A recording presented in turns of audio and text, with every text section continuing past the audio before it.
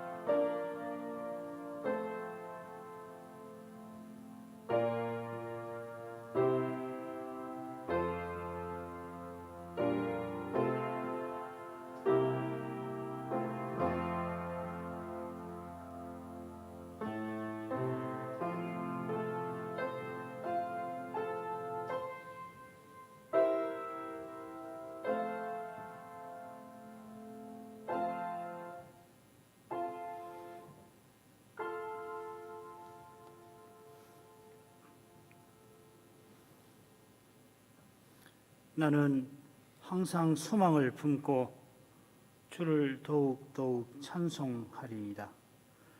내가 청량할 수 없는 주의 의와 구원을 내 입으로 종일 전하리이다. 내가 주 여호와의 능하신 행적을 가지고 오겠사오며 주의 의 곧 주의 의만 진술하겠나이다.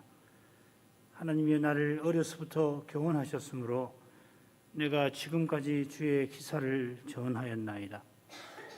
하나님이여, 내가 늙어 백수가 될 때에도 나를 버리지 마시며 내가 주의 힘을 후대에 전하고 주의 능을 장래 모든 사람에게 전하기까지 나를 버리지 마소서. 하나님이여, 주의 의가 또한 지극히 높으시니이다. 하나님이여, 주께서 대사를 행하셨사오니 누가 주와 같으리이까. 아멘.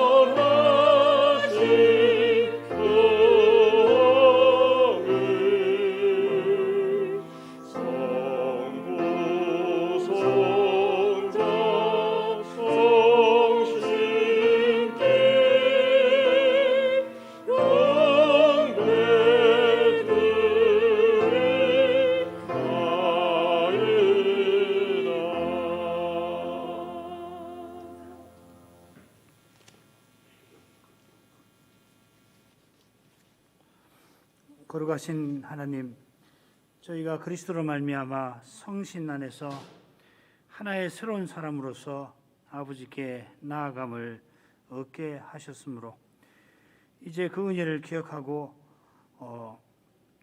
삼위의 교제에 가까이 나아가기를 구합니다.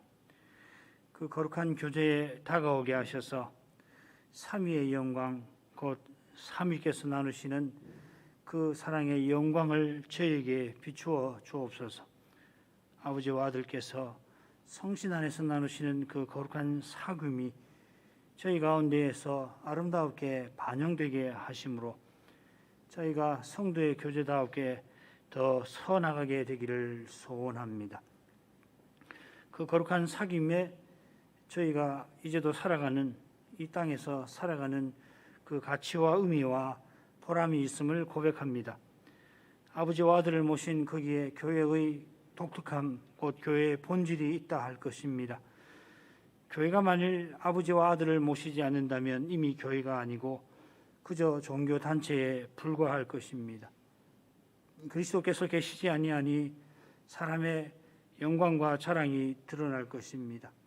사람의 힘과 꾀로 사람을 과시하는 일이 종교와 도덕 혹은 상식과 합리, 심지어는 기괴함과 일탈로 드러날 것입니다.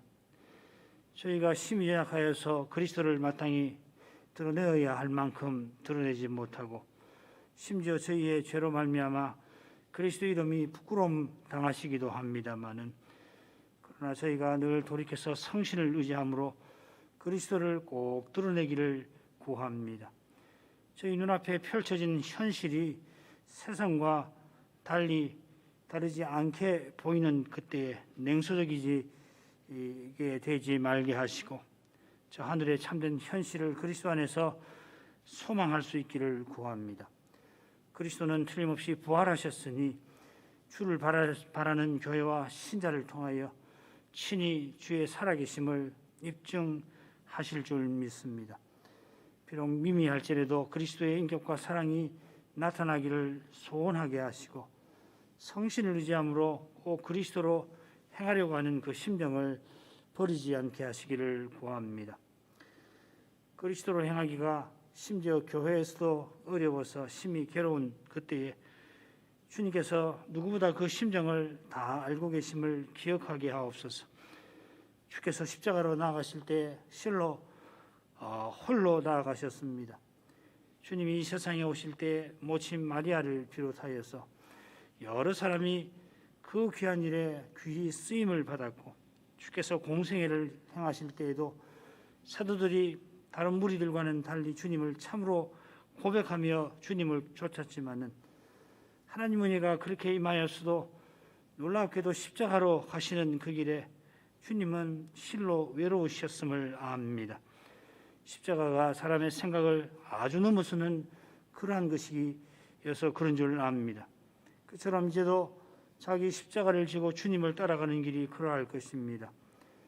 오직 주님을 본받아 고난 받는 이만이 그 길을 알 것입니다. 이 세상에서 나그네로 살아가는 사람만이 하늘 본향을 향하는 그 일이 어떠한지를 아는 줄 압니다.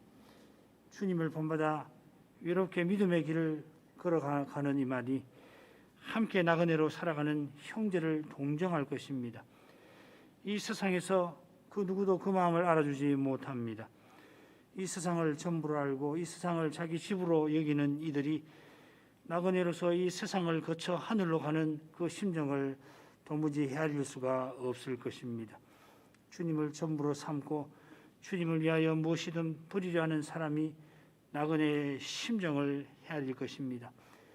비록 당장은 외로운 길을 걷는 것 같아 보이지만은 실은 그 길에 오직 그리스도를 고백하면서 수많은 신자가 이미 그 길에 함께 하였고 또한 함께 하고 있음을 주께서 알려주십니다.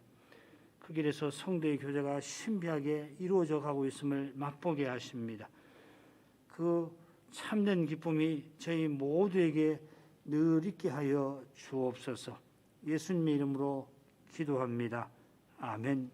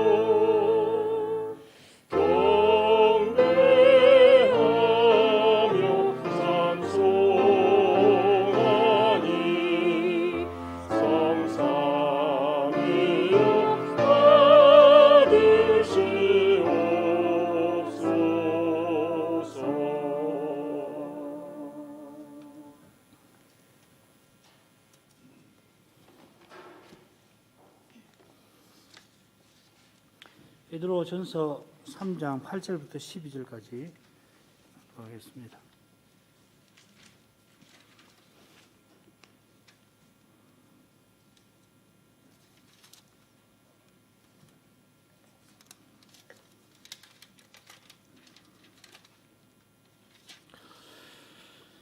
마지막으로 말하노니 너희가 다 마음을 같이하여 체휼하며 형제를 사랑하며 불쌍히 여기며 겸손하며 악을 악으로 욕을 욕으로 갚지 말고 도리어 복을 빌라. 이를 위하여 너희가 부르심을 입었으니 이는 복을 유업으로 받게 하려 하심이라. 그러므로 생명을 사랑하고 좋은 날 보기를 원하는 자는 혀를 금하여 악한 말을 그치며 그 입술로 괴유를 말하지 말고 악에서 떠나 선을 행하고 화평을 구하여 이를 좇으라. 주의 눈은 의인을 향하시고 그의 귀는 저의 간구에 기울이시되 주의 낯은 악행하는 자들을 향하시느니라 하였느니라. 거기까지입니다.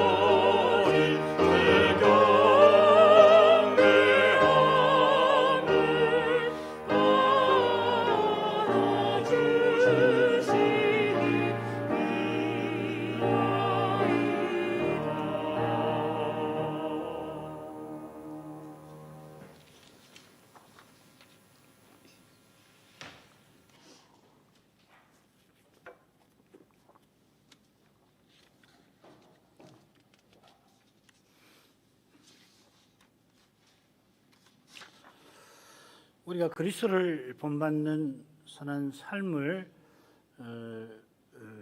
이 베드로전서 본론에서 살피는 중인데 이제 맺은말을 살필 것입니다. 이 단락에서 사도는 나그네와 행인인 교회와 신자가 이 세상에서 선한 삶을 살되 그리스도를 본받도록 권하고 있습니다. 선한 행위, 행실, 이 표현이 거의 모든 부분에 나오는 데서 이 단락의 주제가 선한 삶을 살라는 것임을 잘 알 수 있습니다. 아울러서 이 선한 삶을 사는 것이 곧 그리스도를 본받고 좇는 것이다 하는 점이 이 단락 한가운데 베드로전서 2장 21절부터 25절에 잘 드러납니다. 특별히 사도가 종으로서 선한 삶을 살라고 권하는 대목에서 그리스도께서 그리스도의 종으로 사신 목적을 이렇게 분명히 밝힙니다. 베드로전서 2장 21절 이를 위하여 너희가 부르심을 입었으니 그리스도도 너희를 위하여 고난을 받으사 너희에게 본을 끼쳐 그 자취를 따라오게 하려 하셨느니라. 그리스도께서 우리에게 본을 끼쳐서 그 발자취를 따라오게 하려고 이 세상에 오셨고 특별히 고난 받으셨습니다. 그리스도를 본받고 따르는 것이 신자라면 무릇 받들어야 할 명령이라 당시 사회에 내 관계인 자유인 종 그리고 아내 남편을 각각 다루는 한가운데 이 명령이 나오는데 아울러 여호와의 종의 노래인 이사야서 53장을 거의 절마다 인용하면서 그리스도께서 종으로 사셨던 삶을 들어서 당시 종살이하며 가장 힘들게 살던 신자를 그리고 아내들을 격려했던 것입니다. 힘겹게 살아가는 신자를 긍휼히 여기는 사도의 사랑이 느껴지는데 그 심정이 오늘 살필 맺은 말에도 잘 드러납니다. 맺은 말은 크게 둘로 나눌 수가 있는데 똑같이 사도의 권면이 먼저 나오고 권면의 이유가 이어집니다. 그래서 8, 9절, 10절, 11절 크게 둘로 나눌 수 있는데 먼저 권면이 8절, 9절 상반절에 나오고 그 이유가 9절 하반절 그처럼 10절, 11절에 권면이 나오고 12절에 권면의 이유가 역시 나옵니다. 둘째 부분이 11절부터 12절이죠. 첫째 부분에 7개의 권면이 나오고 둘째 부분에 3개의 권면이 나오는데 보면은 서로 연결이 됐다는 것을 금방 알 수 있습니다. 가령 마음을 같이 하라. 첫째 부분의 첫 권면인데 이게 화평을 구하고 조치라 하는 이 둘째 부분의 마지막 권면과 짝을 이룹니다. 그처럼 첫째 권면 끝에 나오는 악을 악으로 욕을 욕으로 갚지 말라, 보복하지 말라는 명령, 그리고 복을 빌라 하는 명령은 둘째 권면 처음에 혀를 금하여 악한 말을 거치고 입으로 거짓을 말하지 말라, 또 악에서 떠나 선을 행하라, 이 명령과 비슷해 보입니다. 권면에 이어서 각각 권면의 이유가 나옵니다. 첫째 부분에서는 하나님의 부르심, 이 권면을 행해야 할 이유다, 소명이다 하는 것이고, 둘째 부분은 하나님이 심판하신다 하는 것을 그 이유로 제시하고 있습니다. 8, 9절을 먼저 읽어보겠습니다. 마지막으로 말하노니 너희가 다 마음을 같이하여 체휼하며 형제를 사랑하며 불쌍히 여기며 겸손하며 악을 악으로 욕을 욕으로 갚지 말고 도리어 복을 빌라. 이를 위하여 너희가 부르심을 입었으니 이는 복을 유업으로 받게 하려 하심이라. 이 마지막으로 말한다 한 것은 이 부분이 이 단락의 끝이다 하는 뜻이겠죠. 서신 전체로 보자면은 이 단락은 한 가운데 나오는 셈인데 서신의 마지막 말일 리는 없을 것입니다. 베드로 사도는 다 마음을 같이 하라 하고 명합니다. 이 명령은 둘째 부분의 끝에 화평을 구하라. 마음을 같이 해야 화평을 이루는 건데 그 명령과 짝을 이룹니다. 이 화평은 성신 안에서 맛보는 하나님 나라이죠. 하나님 나라는 성신 안에서 의와 평강과 화평과 희락이라 했는데 이 화평은 특별히 이 주님의 사명을 이루면서 살아가는, 목표를 향하여서 흔들림 없이 나아가는, 그러니까 어려움이 전혀 없는 상태가 아니라 어려움이 있지만은 이 사명을 이루며 사는 것을 가리킵니다. 교회와 신자가 하나님 나라를 드러내고 사명을 이루고 살아야 하는데 그러려면은 마음을 같이 해야 합니다. 그리고 이어서 체휼이 나오고 형제 사랑 그리고 불쌍히 여김이 나오는 것으로 보아서 이 첫 5 권면을 함께 살필 만합니다. 그래서 마음을 같이 하는 거, 체휼과 불쌍히 여김이 비슷하고 중간에 형제 사랑이 나오고 끝으로 겸손함이 나옵니다. 이렇게 줄거리를 본다면은 다 마음을 같이 하려면은 이 다 겸손해야 하고 형제를 사랑해야 한다는 사실이 잘 드러나고 있습니다. 자기가 없어진 마음에서 참된 겸손이 나오는 것이죠. 자기가 있으면은 겸손을 가장에서 말하자면 비굴하든지 교만하든지 그렇게 되는 것이죠. 다른 사람의 유익을 구하는 거기에 사랑이 있습니다. 이 겸손과 사랑이 있어야 말씀을 듣고 받드는 것입니다. 이 겸손과 사랑이 있어야 성경이 비로소 열립니다. 그리고 그 말씀을 받들 수 있습니다. 받드는 것입니다. 말씀을 참으로 듣고 받드는 태도가 있어야 참된 고백으로 바른 교리를 붙들게 될 것입니다. 바른 교리를 말은 하는데 서로 다투고 역사적 신앙을 고백하는데 서로 비교한다는 것. 이 비교한다는 건 교만한 것 아닙니까? 뭔가 심각하게 잘못입니다. 참된 믿음을 고백하는 사람은 거룩한 사랑을 드러내고 바른 교리를 말하는 사람은 죄를 깨닫고 틀림없이 겸손히 은혜를 의지할 것입니다. 오직 그리스도를 고백하고 그리스도를 전부로 삼는 거기에 다 마음을 같이 하는 실질이 있다 할 것입니다. 거기에 또한 체휼하며 긍휼히 여기는 마음이 나타납니다. 그리스도를 본받고 따라가는 사람은 이 세상에서 나그네와 행인으로 살아가는 그 슬픔과 괴로움을 잘 알고 함께 하늘 본향으로 향하는 신자와 교회를 체휼합니다. 동감하고 동정합니다. 히브리서 10장 32절부터 34절까지를 인용하겠습니다. 전날에 너희가 빛을 받은 후에 고난의 큰 싸움에 참은 것을 생각하라. 혹 비방과 환난으로서 사람에게 구경거리가 되고 혹이는 형편에 있는 자들로 사귀는 자 되었으니 너희가 갇힌 자를 동정하고 같은 말입니다. 너희 산업을 빼앗기는 것도 기쁘게 당한 것은 더 낫고 영광 산업이 있는 줄을 알미라. 히브리서를 받은 분들이 빛을 받은 후에 신앙 고백한 이유란 말입니다. 후에 큰 환난을 고난을 받았는데 잘 견뎠습니다. 어떤 분들은 감옥에 갇히고 산업을 빼앗기기도 했고 그렇지 못한 분들은 그런 분들에게 기꺼이 친구가 되어주고 그 심정을 헤아렸습니다. 이 동정한다는 표현이 히브리서에 한 번 더 나옵니다. 우리 대지상이 우리의 연약함을 체휼하신다 하는 말씀입니다. 예수님이 우리와 하나 되셔서 우리의 연약함을 친히 경험하신 까닭에 연약한 우리의 형편을 다 헤아려 주십니다. 가장 가까운 사람도 이 사람이라서 나의 마음을 몰라주곤 합니다. 사람이라 한계가 있고 또 형편이 그래서 그럴 수가 있습니다만 주님은 나보다 내 마음을 더 헤아리십니다. 그런 주님 안에서 무심한 우리 인생도 참으로 다른 이의 마음을 헤아리게 됩니다. 서로 불쌍히 여기는 마음은 서로 주님의 심정으로 대하는 것이겠습니다. 주님이 우리를 대하시듯이 우리가 서로 대하는 것입니다. 바로 그 여기에 형제 사랑의 본질이 있습니다. 형제 사랑은 주님이 우리에게 베푸신 그 사랑에 있습니다. 아니 주님이 우리를 통해서 주님의 형제들에게 나타내시는 사랑인 것입니다. 바로 그 점에 비추어서 베드로의 둘째 서신에 나오는 한 말씀을 새길 것입니다. 베드로후서 1장 5절부터 7절입니다. 이러므로 너희가 더욱 힘써 너희 믿음의 덕의 지식을 지식에 절제를 절제 인내를 인내에 경건을 경건에 형제 우애의 사랑을 공급하라. 여기 형제 우애나 베드로전서의 형제 사랑이나 같은 말입니다.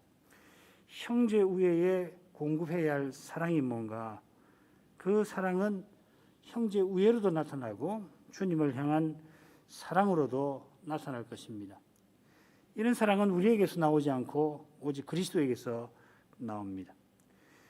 베드로 사도가 말하는 형제 사랑은 우리가 주님을 대하듯이 형제를 대하는 거고 주님이 우리를 대하시듯이 형제를 대하는 것입니다. 이 사랑이 드러나는 거기에 오직 그리스도의 영광이 나타나고 그리스도가 전부 되시는 그 사회가 나타납니다. 기독교 윤리는 철저히 그리스도 윤리입니다. 그리스도를 드러내는 윤리입니다. 여기서 이 윤리는 사람의 덕을 드러내는 윤리와 근본적으로 다르게 됩니다. 이 윤리는 자기 실현이 목적이 아니라 그리스도의 영광이 목적입니다. 아니, 그리스도께서 친히 자기를 실현하시는 윤리라 이렇게 말해도 이 과격한 말은 아닐 것입니다. 과격한 것보다는 근본적인 진술이 될 것입니다. 그리스도께서 성신으로 그렇게 하시는 것이죠. 교회가 머리신 주님에게 자라가게 하시는 윤리입니다. 여기에 소위 교회의 속성이 있습니다. 그리스도를 드러내는 점에서 거룩하고 그리스도만 드러내는 점에서 하나 되고 그리스도가 전부 되시니 보편적이라 할 것입니다. 우리는 주님을 본받아 악을 악으로 욕을 욕으로 갚지 아니하고 도리어 복을 빕니다.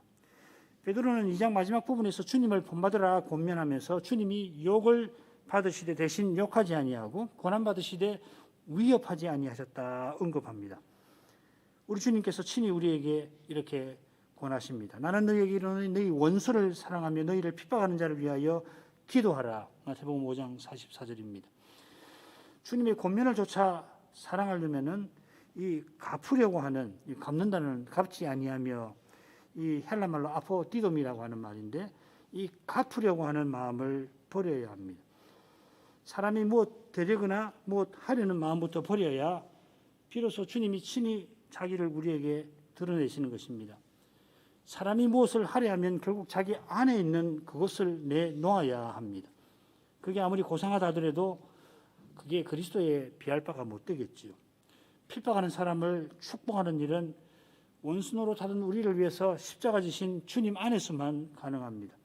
주님이 우리를 통해서 친히 이루시는 일입니다. 내가 그리스도와 함께 십자가에 못 박혔나니 그런 적 이제는 내가 산 것이 아니 오직 내 안에 그리스도가 사신 것이다 하는 그 말씀 말입니다. 여기에 기독교 윤리의 독특성이 있습니다. 그리스도 윤리가 되어야 비로소 기독교 윤리답고 그럴 때 기독교 윤리는 다른 어떤 종교의 윤리와 구분될 것이고 신자의 삶도 독특함을 드러낼 것입니다. 그 독특함은 내가 행할 수 없는 그것을 주님이 행하게 하신다는 겁니다. 내가 행한 것 아니니까 사람을 자랑하지 않고 모든 영광을 주님께 돌리게 될 것입니다. 이 그리스도 윤리가 얼마나 깊고 높은지 제대로 살피려면은 실로 많은 시간을 들여야 할 것입니다만은 그리스도를 드러내는 이것은 우리가 평생 매일 가능하면 매 순간 힘써야 할 일일 것입니다. 사도는 권면의 이유를 이어 밝힙니다. 이를 위하여 우리가 부르심을 입은 까닭입니다. 이를 위하여 너희가 부르심을 입었다. 이 표현이 이갈락 한가운데 이미 나왔죠. 베드로전서 2장 21절 아까 읽었습니다. 우리의 소명은 그리스도를 본받고 따르는 데에 있습니다. 그처럼 지금 사도가 권면하는 내용들은 그리스도를 드러내는 것입니다. 우리가 직분과 은사를 통하여 그리스도를 드러내라고 부르심을 받은 것입니다. 그리고 이것이 우리가 이 땅에서 매 순간 살아가는 목적입니다. 살아가는데 나그네로 사는 목적입니다. 나그네니까 서름을 받아야 되지만은 그리스도와 같아지는 이 목표를 포기하지 못하는 것입니다. 그리스도와 같아지기 위하여서 그리스도와 함께 고난받는 바로 거기에 우리의 소명이 있습니다. 우리가 받는 고난은 그리스도를 드러내는 거기서 우리에게 영광이 되고 기쁨이 되는 것입니다. 보람이고 의미가 됩니다. 우리가 그리스도 윤리를 실천하기 위해서 부르심을 입었는데 우리를 부르신 목표는 복을 유업으로 가는 데 있습니다. 유업으로 받는다 하는 말은 아들로 부르셨다는 사실을 전제하는 것이죠. 이것이 베드로전서 머리말에 아주 핵심적인 내용이었죠. 우리의 유업이 하늘에 간직되어 있습니다. 유업으로 받는다는 것은 아들로 부르심을 전제한다 말씀드렸죠. 우리 유업이 하늘에 간직되어 있습니다. 복을 유업으로 받는다고 할 만큼 우리의 기업이 복이 가득합니다. 장차 하나님이 전부 안에 계시고 그 전부가 되실 것이라 그렇습니다. 복을 기업으로 받을 테니 복을 구해야 빌어야 옳습니다. 심지어 우리를 미워하는 이들에게 복을 빌어야 합니다. 우리가 저주가 하나도 없는 그런 세상을 바라는 사람들입니다. 악이 하나도 없는 나라를 소망하는 사람들입니다. 그래서 악으로 악을 갚지 않고 선으로 악을 갚는 것입니다. 하나님이 우리 악을 하나님의 손으로 바꾸어 주시는 분이라 우리도 그렇게 살아서 하나님의 아들들이 되어야 하는 것입니다. 이제 둘째 부분으로 가도 좋을 것 같습니다. 10절부터 12절까지 읽겠습니다. 그러므로 생명을 사랑하고 좋은 날 보기를 원하는 자는 혀를 금하여 악한 말을 거치며 그 입술로 괴유를 말하지 말고 악에서 떠나 선을 행하고 화평을 구하여 이를 좇으라. 주의 눈은 의인을 향하시고 그의 귀는 죄의 간구에 기울이시되 주의 낯은 악행하는 자들을 향하시느니라 하였느니라. 이 둘째 부분은 첫째 부분의 마지막 내용을 이어받아 시작됩니다. 생명을 사랑하고 좋은 날 보기를 원하는 자에게 권면을 사도가 베푸고 있습니다. 사도의 윤리는 그저 이 세상을 살아가는 법이 아니라 저 영원한 나라를 향하는 법입니다. 생명 좋은 날은 장차 복을 기업으로 받는 그 날을 가리킬 것입니다. 베드로전서 3장 7절 생명의 은혜를 유업으로 함께 받는다 그랬지요. 우리가 둘째 부분의 교훈을 살피기 전에 먼저 이 부분이 시편 34편을 인용한 말씀이라는 것을 먼저 간단히 생각하려 합니다. 시편에는 생명을 사모하고 장수하여 복받기 원하는 사람이라 이렇게 번역되어 있는데 사도는 장수 대신 좋은 날 복이라고 바꾸어 표현합니다. 이게 이제 그 제5계명의 그 복의 약속된 그 복을 에베소서에서 다르게 표현하는 것하고 비슷하죠, 그죠? 생명과 장수가 언약의 복에 속하고 이 복된 언약은 결국 영원한 생명의 날에 관한 것입니다. 이 세상에 천년 만년 사는 것 아니고 영원한 생명, 영생의 날에 관한 것입니다. 하나님께서 아브라함에게 가나안 땅을 주겠다 약속하셨는데 그 약속을 조차 아브라함은 하나님이 지으시는 터가 있는 성, 곧 하늘 본향을 바라보았습니다. 그처럼 시편 34편의 시인과 언약 백성은 이 시를 함께 찬송하면서 오실 메시아와 그분의 나라, 하나님 나라를 바라보았던 것입니다. 그들이 사모한 생명은 그저 병들지 않고 건강한 그런 삶이 아니라 또 그들이 구하는 장수도 그저 자손의 자손을 보는 것만 아니었습니다. 그들이 원하던 생명, 장수, 복은 베드로 사도가 전한 하늘에 간직된 기업, 생명의 은혜, 영혼의 구원 이런 것이고 이 기업과 은혜와 구원은 그리스도와 붙어 있고 그분의 나라에 속하는 것입니다. 좋은 날 보기를 원하는 신자는 생명을 사랑하기를 원합니다. 장차 영원히 펼쳐질 그날이 좋은 날인 것은 거기 악이 전혀 없는 것을 가리키듯이 생명을 사랑하는 거기는 사망이 먼지만큼도 없습니다. 사망이 없는 거기는 죄가 없습니다. 생명을 사랑하는 신자는 지금 죄를 미워합니다. 사망을 미워합니다. 예수의 죽음을 자기 몸에 짊어져서 예수의 생명이 그리스도의 생명이 이웃과 형제에게 나타나기를 바랍니다. 장차는 모두 그리스도와 같아져서 서로 온전한 사랑에 나아갈 것입니다. 거기 미움이 없어질 것입니다. 이 소망을 품는 자마다 지금 미움을 버립니다. 미움을 버리니까 혀를 금하여 악한 말을 거치고 그 입술로 괴율, 거짓을 말하지 아니합니다. 혀, 입술의 말 결국 마음에서 나옵니다. 악한 마음에서 악한 말이 나오고 거짓의 마음에서 거짓이 나옵니다. 본래 우리에게는 악과 거짓뿐입니다. 악한 우리가 선을 행하고 거짓뿐인 우리가 참을 진리를 말하는 것은 하나님이 우리의 악과 거짓을 억제하시는 까닭입니다. 이것을 가리켜서 일반 은총이라고도 합니다. 그처럼 악한 말을 거치고 거짓을 말하지 아니하는 길은 하나님의 특별한 은혜에 있습니다. 그 은혜로 우리가 거듭납니다. 거듭난 신자가 새 사람으로 삽니다. 새 사람은 그리스도가 그 안에 사시는 사람입니다. 그래서 성신을 본받아 그는 스스로 말하지 아니합니다. 그리스도의 말씀을 조차 말합니다. 이것이 선한 말이요 참된 말입니다.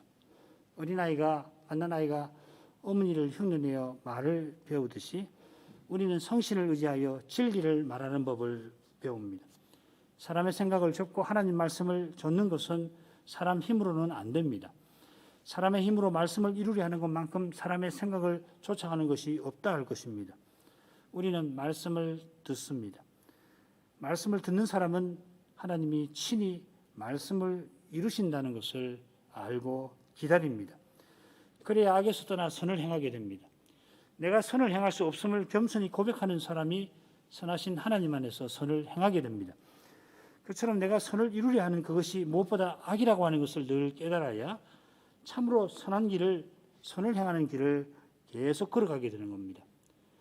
무엇보다 말씀하시는 하나님이 친히 말씀을 이루신다는 이 진리를 명심하고, 그래서 겸손히 말씀을 듣고 들은 말씀으로 기도하는 교회와 신자가 무엇이 선한지를 알고 또 그 선한 그것을 참으로 행하게 되는 것입니다. 무엇보다 선한 것은 바로 화평인 줄 알고 화평을 구하며 좋습니다. 베드로 사도가 서신 처음에 화평을 은혜와 더불어 구한 것을 기억하실 것입니다. 베드로서 1장 2절에 나오죠. 은혜와 평강.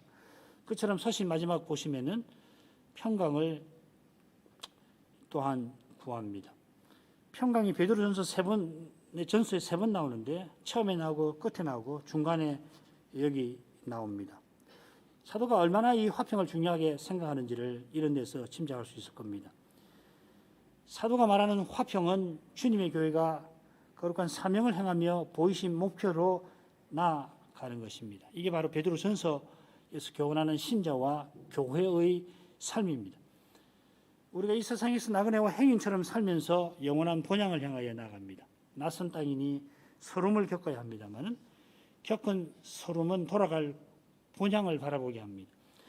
이 세상에서 정처 없이 떠드는 것 같습니다. 그러나 돌아갈 곳도 있고 돌아갈 길도 있습니다.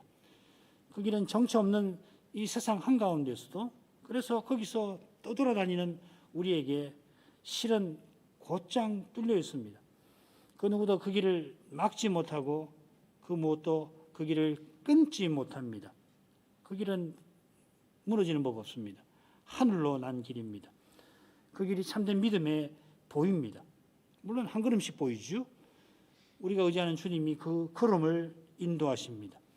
주님이 인도하시는 바로 그 길에 화평이 있습니다. 사망의 음침한 골짜기로도 이어지고 그렇습니다마는 거기에 화평이 있는 것입니다.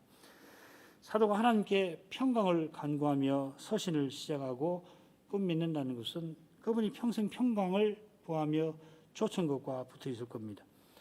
그처럼 평생 주님의 교회가 교회의 머릿개로 자라가도록 힘썼던 사도는 늘 하나님께 교회의 평강을 간구한 것입니다.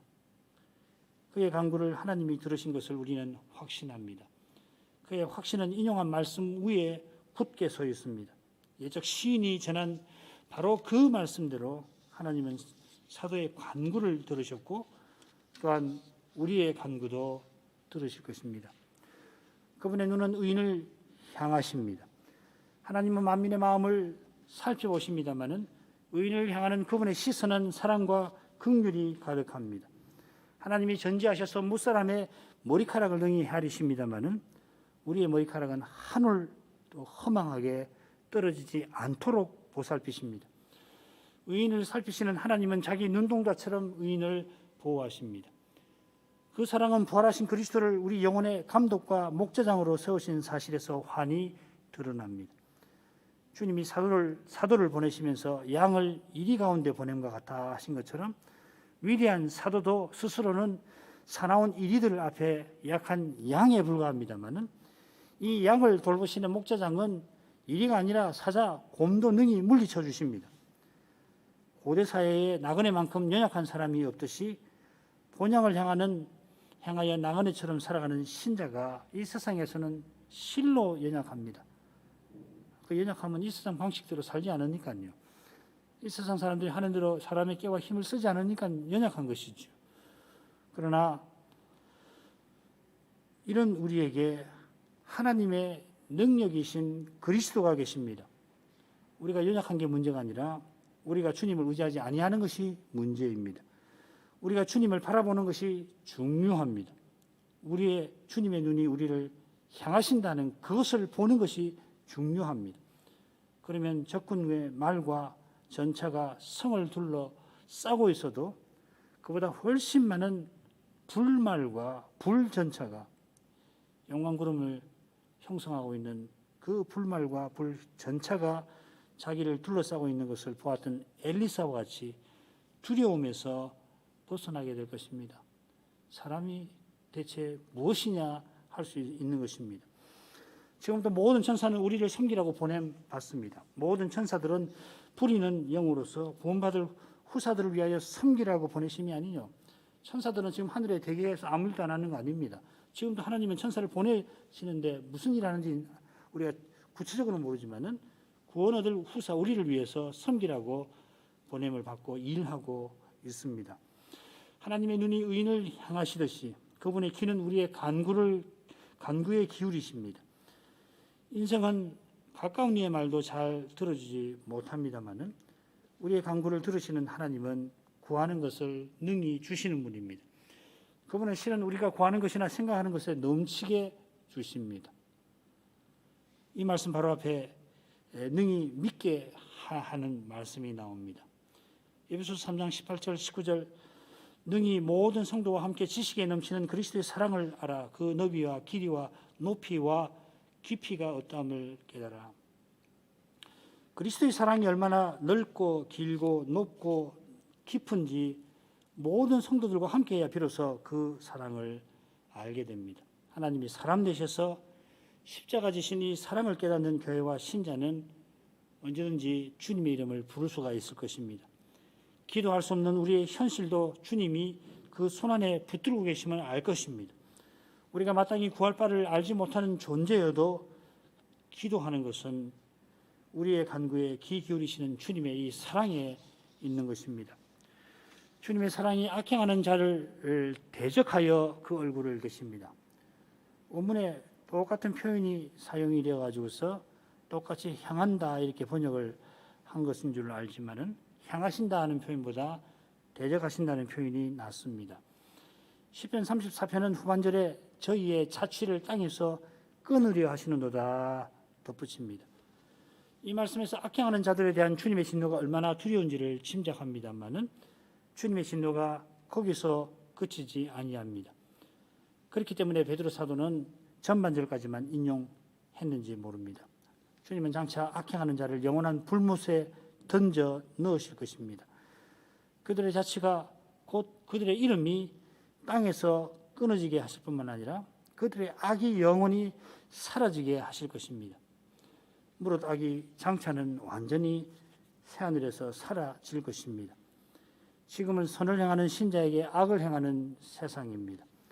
악한 일을 겪는 경험이 얼마나 괴로운지 차라리 세상에 태어나지 말고 겪지 않는 편이 낫다 할 정도여서 악한 일을 당할 때 신자의 고난은 참 견디기 힘듭니다만은 이 고난이 무한정 이어지지는 않습니다. 그리스도의 고난은 지금 남아 있습니다. 남은 고난이 다 채워지는 날이 반드시 옵니다. 그처럼 주님은 사랑이 많으셔서 감당할 만큼만 시험 당하게 하시고 시험 당할 그쯤에는 피할 길을 내셔서 능히 감당하게 하십니다. 함께 해주셔서 연약한 우리가 담당하는 것입니다. 믿음의 길에 겪는 고난은 그리스도와 함께하는 것입니다. 그분이 무거운 짐을 감당 못해서 주저앉는 우리를 우리의 손을 붙들어 주십니다. 우리가 주저앉습니다마는 주님이 주저앉지 않게 하십니다. 주님이 함께 하셔서 우리를 틀림없이 영원한 본향에 이를 것입니다. 이것이 우리가 고백하는 성도의 견인입니다. 견인은 성도가 참고 견디어 영원한 구원에 이르는 것입니다. 실은 성도의 견인은 주님의 붙드심입니다.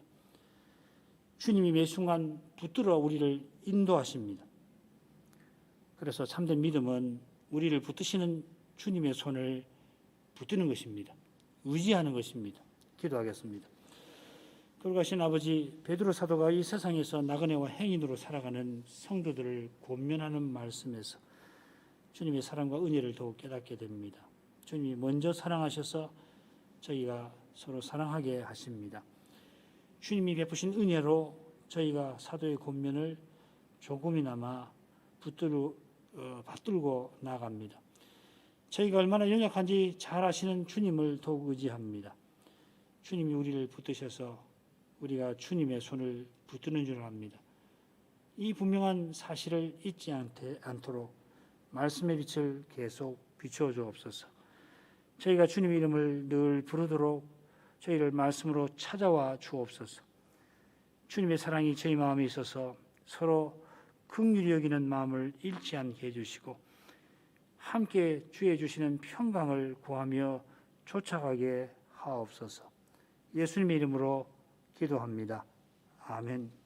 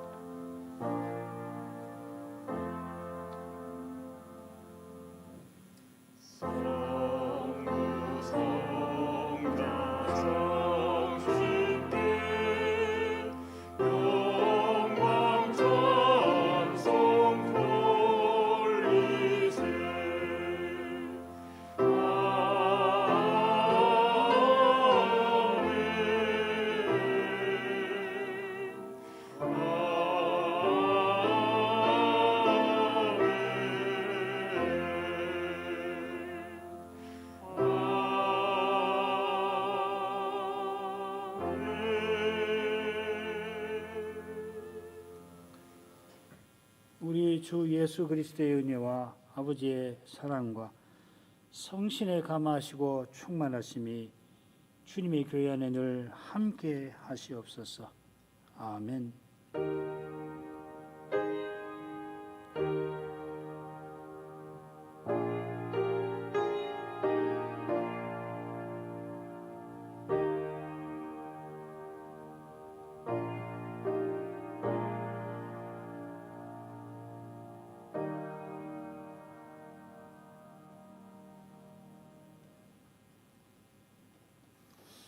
이로써 예배를 마치겠습니다. 이 자리에서 인사 올립니다.